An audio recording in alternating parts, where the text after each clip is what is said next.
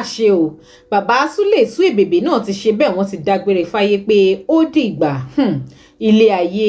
Mo lérò pé gbogbo wa la mọ̀ bàbá Suebebe dáadáa, gbajúmọ̀ òṣèré tíátà Yorùbá tó sábà máa ń tèkì róòlù adẹ́rìn-pòṣónú nínú Yorùbá films tí wọ́n bá ti ṣe. Àwọn róòlù tí bàbá yìí máa ń tèkì ló sábà máa ń pa àwọn èèyàn lẹ́rìn-ín tí ó dẹ̀ jẹ́ kí wọ́n ní a lot of fans worldwide. Àmọ́ ṣàdédé ní àárọ̀ yìí ni a kàn rí póòsì pásítọ̀ Agbala Gabriel ní Facebook page wọn tí wọ́n update pé bàbá Suebebe o pé wọ́n ti dágbére fáyé o pé wọ́n ti dákẹ́ sí ilé ìwòsàn kan o. Ọ̀rọ̀ yẹn tọ́ọ̀chì mi gan-an pé ilé ayé gan ṣá fọwọ́bà fílẹ̀ nílé ayé o pẹ̀lú bí bàbá yìí ṣe gbìyànjú tó ṣe struggle láti má jẹ́ kí ẹ̀mí àwọn bá àìsàn tó ń ṣe wọ́n yẹn lọ. Síbẹ̀síbẹ̀ Ọlọ́run kádàrá wípé kí bàbá yìí kí wọ́n rí ìwòsàn tó péye tó ṣe pé sickness yẹn gan ló ṣàpadà wá mú bàbá Suebebe lọ. Mo sì lérò pé ọ̀pọ̀ wa la rántí bí sickness bàbá Suebebe bó ṣe serious nígbà kan tó ṣe pé wọ́n nídìí owó láti fi ṣe ìtọ́jú ara wọn tó ṣe pé pásítọ̀ Agbala Gabriel ò ní Ọlọ́run lò fún bàbá Suebebe láti rí ìtọ́jú. Kódà nínú donation tí pásítọ̀ Agbala Gabriel gbà fún bàbá Suebebe, wọ́n kọ́lé fún bàbá Suebebe, bẹ́ẹ̀ ni wọ́n sì gba àwọn kíárà tí ó ń tọ́jú bàbá Suebebe. Àmọ́ ẹ̀yin èèyàn, kí ni àwọn nǹkan tí a lè rí sọ nípa bàbá Suebebe pẹ̀lú irú iṣẹ́ tí wọ́n yàn láàyò lásìkò tí wọ́n wà láyé tí ara wọn sì dá pé dáadáa? Ẹ káàbọ̀ sí ìkànnì DigiNaija Television. Ṣé àlàáfíà ni mo tún bá yín lákòókò yìí? Tẹ́yin bá ṣe wá ń wò mí fún ìgbà àkọ́kọ́, ẹ má gbàgbé, ẹ má bá mi tẹ subscribe button kẹ́sì máa follow wa ní gbogbo channels.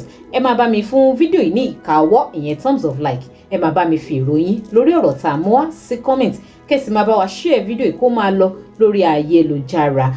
Àkọ́kọ́ nǹkan tí a lè rí sọ nípa bàbá Suebebe ó náà ni wípé bàbá Suebebe jẹ́ gbajúmọ̀ òṣèré tíátà Yorùbá tó sábà máa ń dẹ́rìn pààyàn nínú gbogbo àwọn movies tí wọ́n bá ti showcase. Gbogbo alásìmọ̀ wípé bàbá Suebebe ní ẹnu débi wípé nínú róòlù tí bàbá Suebebe bá ṣe fíìmù, ọ̀rọ̀ tó máa ń jáde lẹ́nu wọn nínú àwọn kárátà tí wọ́n bá tèkì ó máa ń lágbára púpọ̀ tó máa ń dàbí ìgbà wípé wọ́n fẹ́ nìyàn ṣẹ̀fẹ̀, wọ́n búyàn, wọ́n ṣe oríṣiríṣi nínú movies tó ṣe wípé ó jẹ́ kí wọ́n gain a lot of fans worldwide. Bàbá Suebebe ti pẹ́ nínú eré tíátà Yorùbá ṣíṣe.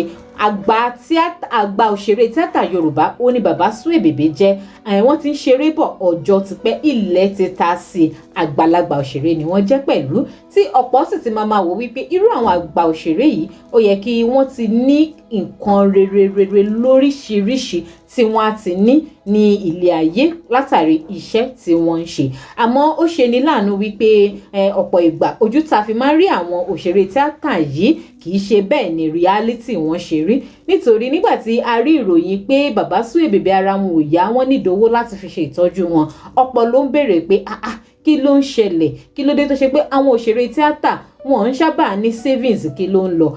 Ṣùgbọ́n pásítọ̀ Agbala Gabriel Foundation wọ́n gbé ìgbésẹ̀, wọ́n ran bàbá Suebebe lọ́wọ́, wọ́n bá bàbá Suebebe gba donation, wọ́n dẹ̀ ṣe ìtọ́jú bàbá Suebebe. Látìgbà náà ni gbogbo ìtọ́jú bàbá Suebebe ti wà ní ọrùn pásítọ̀ Agbala Gabriel. Ní ìgbà kan bàbá Suebebe gan bọ́ síta láti wá apologize fún gbogbo àwọn Nigerian women pé wọ́n jọ kí wọ́n ṣe àforíjì fáwọn pé especially àwọn obìnrin tí àwọn ti bá ní nǹkan ṣe pọ̀ rí lásìkò tí àwọn wà ní alára pípé, lásìkò tí àwọn wà ní àyọ̀ǹgẹ̀.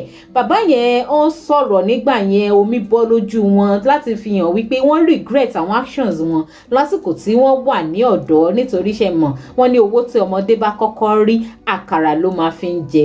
Ọ̀pọ̀ wa náà láti mọ̀ bí àwọn young guys ṣe máa ń wùwà fẹ́ jẹ ilé ìwà yẹn. Mo lérò pé bàbá Suebebe náà exhibit ẹ̀ nígbà tí àwọn náà wà ní ọ̀dọ́. Ṣùgbọ́n tó ṣe wípé nígbà tí ara bàbá yìí ò yá táwọn náà wá rí wípé ayé mà pé méjì, gbogbo ohun téèyàn bá ń ṣe ó máa lẹ́yìn, ni bàbá yìí wá wò pé ó yẹ káwọn ó tọrọ ìdáríjì ẹ̀ṣẹ̀. Eléyìí tó ṣe wípé wọ́n jáde láti tọrọ ìdáríjì ẹ̀ṣẹ̀ lọ́wọ́ gbogbo àwọn obìnrin tí àwọn ti ṣẹ̀ ní ọ̀nà kan àbí míì.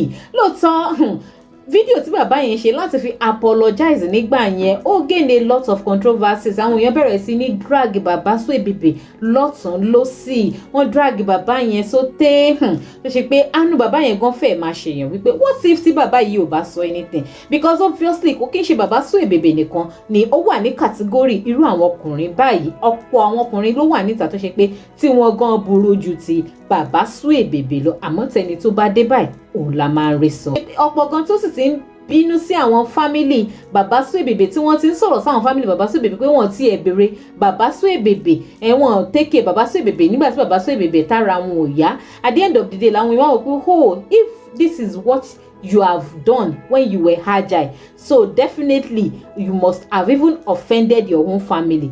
Tó lè jẹ́ wípé òun gan ni kò jẹ́ kí àwọn mọ̀lẹ́bí bàbá Suebebe kí wọ́n ṣùgbà wọn nígbà tí ara wọn ò yá, kó tó di pé Pastor Agbala Gabriel wá come in láti ṣe assistance yẹn fún wọn.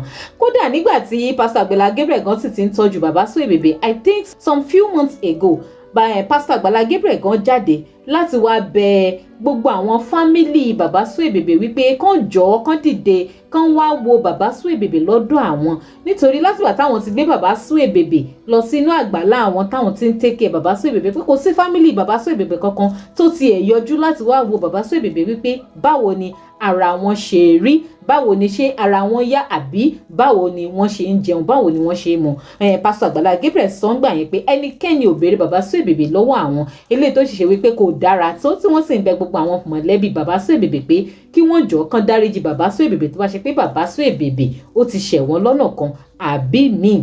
Àmọ́ tó ṣe pé a padà gbọ́ anything bóyá àwọn fámìlì bàbá Suebebe padà wá o láti wá béèrè bàbá Suebebe àbí wọn ò padà yọjú náà, kó tó di wípé àtúnwá ń gbọ́ ìròyìn wípé bàbá Suebebe wọ́n jáde láyé báyìí.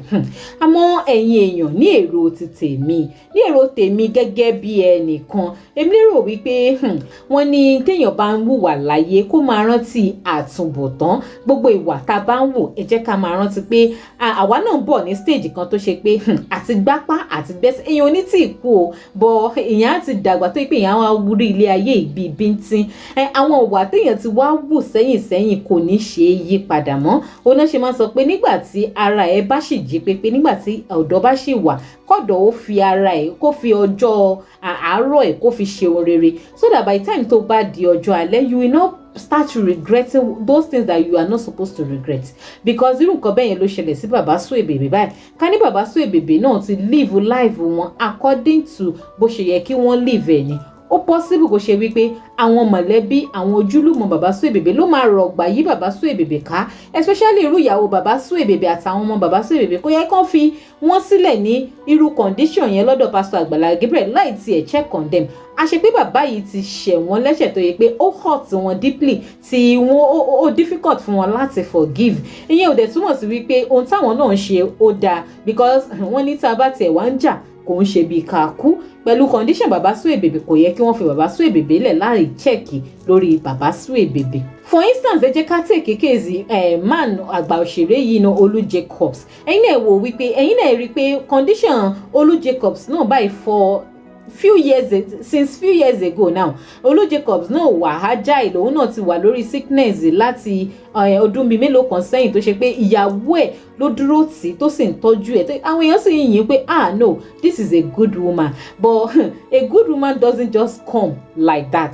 A ṣe pé bóyá the man too, òun náà ti ṣe, ó ti take role, ó ti wùwà responsibly lásìkò tí Ọlọ́run ní kóun náà ní okun àti agbára. Wọ́n ní ohun tá a bá fi àárọ̀ wa ṣe ó dọjọ́ alẹ́ ká tó mọ èrè ẹ̀. Ohun tá a bá fi gbogbo wa tá a bá fi ọjọ́ àárọ̀ wa wò ó dọjọ́ alẹ́ ká tó mọ̀ bóyá dáadáa la ṣe àbí àbùrú. Ìyẹn ló ṣe pàtàkì ká máa mójútó ìwà wa láyìn, especially àwa ọ̀dọ́. Eléyìí ni màá wá fi ṣe point of advice fún gbogbo àwọn gbajúmọ̀ òṣèré tíátà pátápátá, either Yoruba ni or English, all of them. They should try, in as much as this fame that they have is entering into their head, kán máa gbìyànjú wípé gbogbo owó táwọn náà bá ní, they should spend it wisely. Kí wọ́n make sure wípé àwọn ní backup in case of life insurance ó wà very very important. They should try in as much as possible. Kì í ṣe pé kẹ́ ẹ torí pé okay I'm a celebrity, everybody know me, everybody like me, kó wá jẹ́ kó wọ orí ẹ̀ to the extent pé you don't know what you are supposed to do and what you are not supposed to do. Ó wá bẹ̀rẹ̀ sí ní wùwà oríṣiríṣi irun tó máa ń padà ń gbẹ̀yìn wọn kò kí ń da rárá.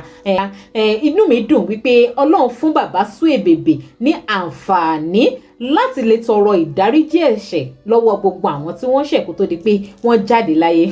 Àwọn tí Ọlọ́run máa ń fún ní irú opportunity yìí wọ́n ò wọ́pọ̀ o, wọ́n ò wọ́pọ̀ rárá. Ọ̀pọ̀ ní o ti realize mistake ẹ̀ ní ọjọ́ àárọ̀, kò wọ́n realize mistake wọn títí tọ́lọ́run fi ní pé kí ikú dé, tí ikú fi ká wọn mọ́ lọ, tí ikú fi ká wọn mọ́, tí ikú fi mú ẹ̀mí wọn lọ. Àmọ́ àwọn tí Ọlọ́run bá wá fún ní oore ọ̀fẹ́ láti fi lè realize mistake wọn lákòókò tí wọ́n sì tọrọ ìdáríjì ẹ̀ṣẹ̀, in fact ẹnirúfẹ́ ẹni bẹ́ẹ̀ kò mọ iyì oore tí Ọlọ́run ọba ṣe fún. Ọlọ́run ṣoore fún bàbá Suebebe ní èròǹgbà ti tèmi o. Ọlọ́run ṣoore fún wọn in the sense that Ọlọ́run ní pé kí wọ́n realize mistake wọn, kí wọ́n sì apologize, kí wọ́n ní confidence láti wá apologize fún àwọn tí wọ́n ṣẹ̀. Àwa gbàládùra wípé Ọlọ́run kó dákun kó bá wa dẹ ilẹ̀ fún bàbá Suebebe, kó bá wa fi ọ̀run kẹ́ bàbá Suebebe tí wọ́n dojú kọ kí ó da, ẹ̀yìn tán sì fi sílẹ̀ náà kó má bàjẹ́. Ẹ̀yin èèyàn wa, kí ni èrò tiyín lórí ọ̀rọ̀ bàbá Suebebe? Ẹ máa bá mi sọ sí comment section. Ẹ má gbàgbé láti máa bá mi subscribe kẹ̀dẹ̀ máa follow wa ní gbogbo channels. Ẹ like video kẹ́sì máa bá mi share kó máa lọ lórí ayélujára. Ẹ ṣé púpọ̀.